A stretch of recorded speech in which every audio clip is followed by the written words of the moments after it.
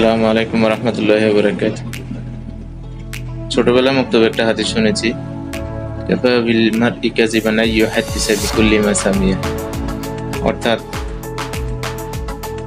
কাউকে দোষী সাব্যস্ত করার জন্য আপনার একটা মিথ্যাই যথেষ্ট। সো অকারণে কাউকে দোষী সাব্যস্ত করার জন্য মিথ্যা বলার কোনো প্রয়োজন মনে হয় না। আল্লাহ তাআলা কি বলছে যে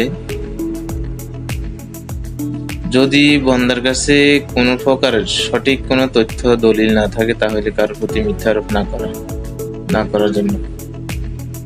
আর আমরা করি কি, আমরা একে অপরের প্রতি আগে পিছে একে অন্যকে ঘায়েল করার জন্য কত কত রকমের মন্তব্য করে থাকি।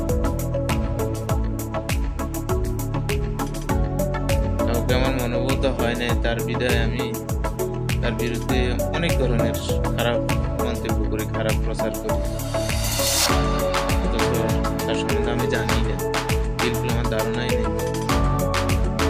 অথেন্টিক কোনো সোর্স নাই, যা এক প্রকার মিথ্যা দলিল, যার কোনো ভ্যালু নেই, আনভ্যালিড। আল্লাহ তাআলা আমাদেরকে এই সমস্ত মিথ্যাচার ফিতনা থেকে বাঁচান।